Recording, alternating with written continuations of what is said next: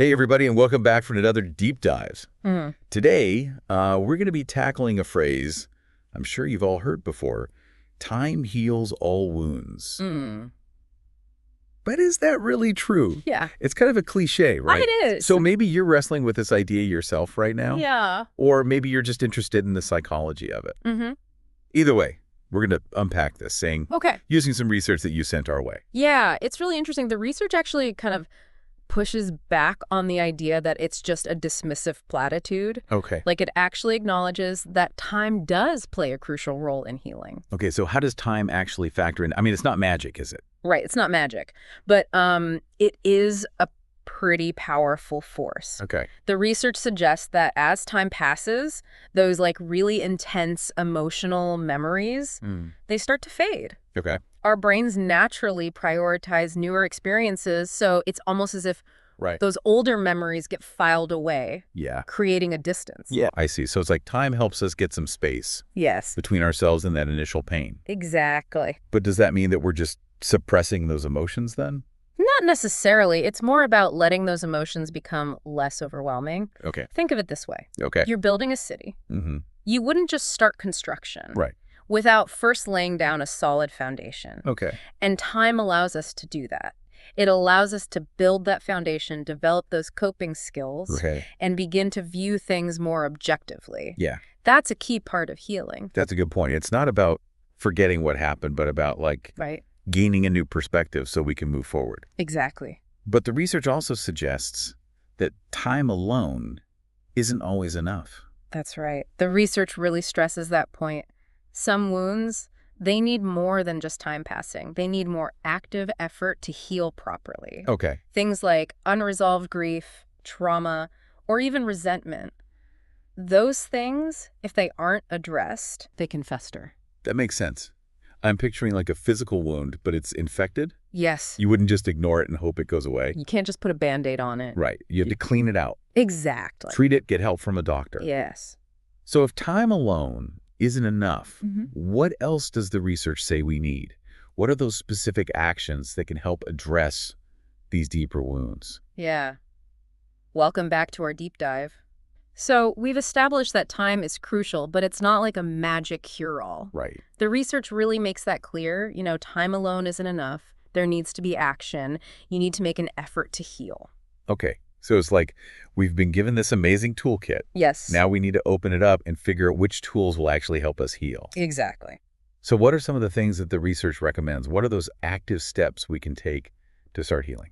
Well, one of the most powerful tools, and this comes up again and again, is therapy. Therapy. Okay. It gives you a structured and safe environment to process your emotions, and it helps you build those coping skills we talked about and work through those deeper wounds.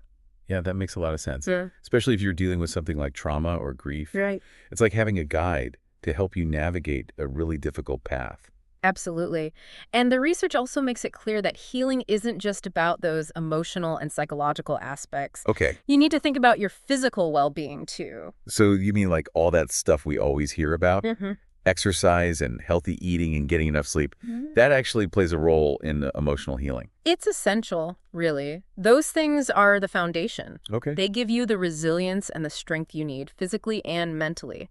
Think about it. If you're exhausted all the time, depleted, it's so much harder to deal with emotional challenges. Yeah, it's like we were talking about before, building that city. Yes. You need those resources and energy. You can't build anything without a strong foundation. Exactly. And speaking of building, the research highlights something else. Creative expression. Oh, creative expression. That's something I'm interested in. Whether it's writing or painting or dancing or playing music, expressing yourself creatively can be such a powerful way to process your emotions. It lets you tap into a different part of yourself. Yeah. You can communicate things that are hard to put into words. I know writing has always been my way of processing things, especially during difficult times. It's like taking those jumbled up puzzle pieces and slowly fitting them together. And the research also talks about mindfulness and connecting with nature. Yes. Being present in the moment, finding peace in nature. Exactly. Those things can be so grounding. They help us get away from that constant chatter in our minds, you know, and help us connect with something bigger than ourselves. It could be Meditating or spending time in nature or even just paying attention to your breath. Right. Mindfulness brings a sense of peace and clarity. It does. And of course, building a strong support network is important too. That's crucial. It seems like that comes up all the time when we talk about well-being. It's true.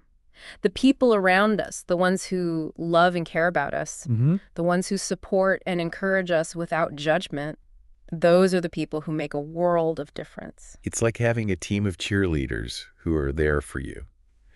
Through the good and the bad, Yes. they remind you that you're not alone.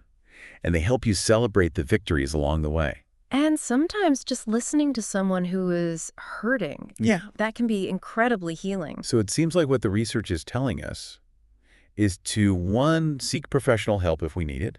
Right. 2, take care of ourselves physically. 3, find creative outlets. 4, cultivate mindfulness and connect with nature. Yes. And 5, make sure we have people around us who support us. That's it. And it's important to remember that these aren't one-size-fits-all solutions. What works for one person may not work for another. Yeah. You have to find what resonates with you, what feels authentic and helpful. I love that. It's about taking ownership of your own healing journey. Exactly. Figuring out what works for you and trying different things until you find what helps.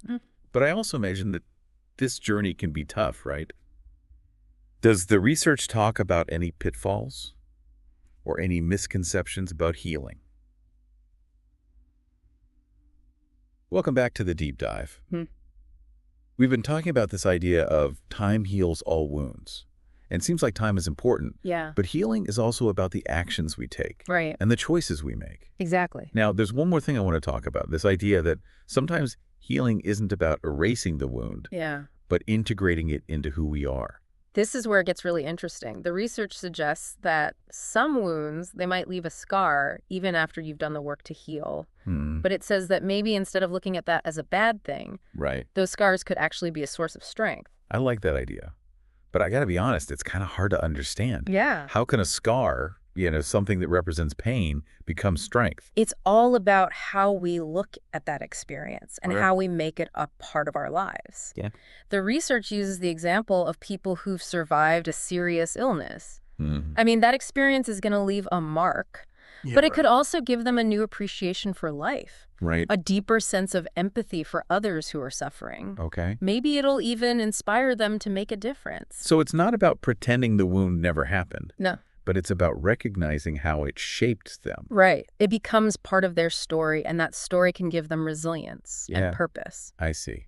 The research also talks about how people who've gone through a lot of grief, they might channel that pain into making art or writing or even starting community initiatives. Okay. They're not getting rid of their grief, but they're making it into something meaningful, something that helps others and honors their loss. That's powerful. So the key is to make meaning out of what you've been through, to use that pain for something good. Exactly. And this actually lines up with a lot of ancient wisdom traditions too, like the Japanese art of kintsugi. Oh yeah, I've heard of that. It's all about taking broken pottery and repairing it with gold. Right. You're highlighting those cracks, those imperfections, instead of hiding them. I love that. It's like we can embrace our own imperfections. Yes. And find beauty in those broken places. Exactly. It's recognizing that those cracks and scars are a part of what makes us unique. Right. And often they tell a story of strength and resilience. So going back to that question we started with, does time heal all wounds? The answer is more complicated than just yes or no. Definitely. Time matters, but healing is also about what we do. Yeah. The choices we make and how we choose to accept our experiences, even the painful ones. What I find really reassuring about all this is that it shows we have power. Yes. We're not just waiting for time to do its thing. We can actively take part in our own healing and even find ways to turn those tough times into strength and growth. I love that. And remember, healing is a journey. Yeah. It's not a destination. It's about taking it one step at a time and trusting in your own ability to bounce back. Thanks for joining us for this deep dive. We hope this conversation gave you some new things to think about. Yeah. Maybe even inspired you to see your own healing journey in a different light. Until next time, keep exploring and keep diving deep.